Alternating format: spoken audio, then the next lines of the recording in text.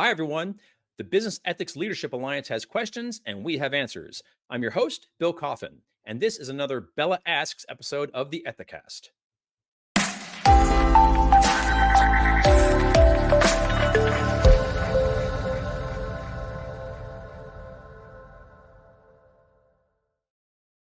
One of the best benefits of being a member of the Business Ethics Leadership Alliance, or BELA, is that if you have any questions at all about ethics and compliance, you can submit them to BELA's concierge service, which will connect you with one of our internal experts who will provide an answer and or direct you to a helpful resource for more information. Sometimes these requests are specific to a particular company's needs, but most of them speak to the broad challenges facing BELA members in general, and by extension, the wider ethics and compliance profession. That's why we're using this show to thematically respond to high level questions from the BELA community. Joining us once again to answer those questions is BELA Chair Erica Salmon Byrne. Erica, once again, thank you so much for joining us. It's great to hear from you. Oh, Bill, thank you so much for having me back. And thank you to the BELA community members who keep asking questions so that I keep having a reason to do these. Well, this next question is a speak up question, and it reads, how do I craft a good non-retaliation policy? This is such a good question. I'm dying to hear what you have to say about it. This is such a good question, Bill. So I'm gonna start with a couple of cross references first to additional material that you can take in after you've had a chance to listen to this particular Ethicast. So of course, Bill, earlier in the year, you and I did the 3-part series on investigations, and we talked a little bit about retaliation and non-retaliation policies and retaliation prevention in that context. So if you haven't had a chance to take those in, I definitely recommend going and taking in that particular series. And then we also just wrapped our 3-part culture masterclass series, which also got into how employees feel about retaliation. And so those are a couple of great resources for you to consider if you want to dive a little deeper on this particular topic. But the policy in particular. So I'm going to focus on 2 pieces here. The first is the policy, and the second is the distribution of the policy. So first, let's talk about what a good policy is. Good policy is going to be exactly what you want to think about for any other policy topic. Can my employees read it? Are they going to understand what it says when they find the policy? What reading level do I need to write at to make sure that that's the case? Who's my audience? So really digging in and saying, who am I writing for, right? Am I writing for the average employee so that they understand the company's position?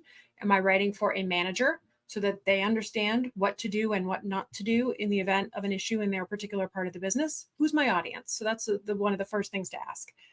Once you've kind of gotten an understanding of that, the second question is, okay, how am I going to make sure that this policy is something my employees can actually use? Because you can write a beautiful policy, and if you post it and nobody reads it, did it actually happen, right? It's like the compliance version of the tree falling in the forest is you write this policy, you post this policy, and nobody, has any idea this policy exists.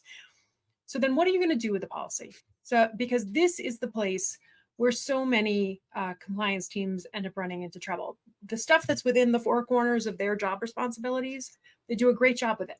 But then when it starts to become a place where I have to interact with other control functions and think about the rest of the organization, then I start to struggle much, much more because I don't have a real good sense of how something's going to be used. So think about the types of retaliation allegations that you've had come up inside your organization. And if the answer is none, I encourage you to look again. Because chances are somewhere in your organization, there is somebody who thinks they've been retaliated against for raising their hand. Yeah. Because often what employees say they experience as retaliation is not what we as lawyers have been trained to think of as retaliation. So it's not illegal behavior. It's not tangible employment action. It's ostracism. It's feeling like people are looking at you weird, right? It's those kinds of things are what employees self-report they have experienced in terms of what retaliation looks like. So think about what you're trying to prevent with the policy and then also with the communication of the policy. And I strongly encourage you to look at how you're training your managers, both at the moment they become managers and then also at the moment of an investigation when they actually have the opportunity to prevent or participate in retaliation in the first place. Because you can train me back in January when I become a manager. And if it's 18 or 20 months before I have a chance to practice those skills, I don't have them anymore, They've left my head. Everything you said to me is gone at that point. Yeah. So, what does a leave behind look like for a manager? What are like, can you do, top 5 things to remember, or 3 things to do, or 2 things not to do, right? Those are the kinds of tangible tools that you can give to a manager that are going to underpin a strong non-retaliation policy and, more importantly, a culture where people feel comfortable raising their hand. The sad truth is that training-based skills age more like milk or bread than they do like wine. So, Yes, so that need to so true. refresh that is such an important thing. So, Yeah.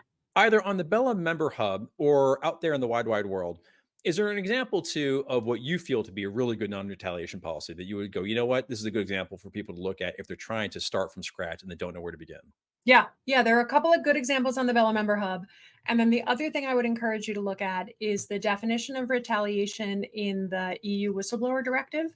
Regardless of whether you are actually subject to the EU Whistleblower Directive or not, the definition of retaliation in the directive is much more aligned with what employees self-report as retaliation than anything that you're going to see here in the States. So, yeah, there are a couple of great examples on the Member Hub, but then also take a look at the definition in the Whistleblower Directive, because it'll give you a good sense of what it is that you're trying to really combat. Well, Erica, I learned something every time I speak with you. So once again, thank you so much for coming on the show, and thank you so much for lending your insights on behalf of the Bella community. I know they really appreciate it. Oh, Bill, it's really my pleasure. And to all the BELA members out there, just keep the questions coming, okay? And Bill and I will have a chance to come back and answer them. To learn more about Bella, please visit bella.ethisphere.com to request guest access to the Bella Member Resource Hub and to speak with the Bella Engagement Director. And if you have a question that you'd like answered on BELA Asks, please be sure to use the BELA Concierge service, and we'll get to your question just as soon as we can. I'm Bill Coffin, and this has been another special BELA Asks episode of the Ethicast. For more episodes, please visit the Ethisphere YouTube channel at youtube.com/ethisphere. And if this is your first time enjoying the show, please make sure to like and subscribe on YouTube, Apple Podcasts, or Spotify. Thanks so much for joining us. And until next time, remember, strong ethics is good business.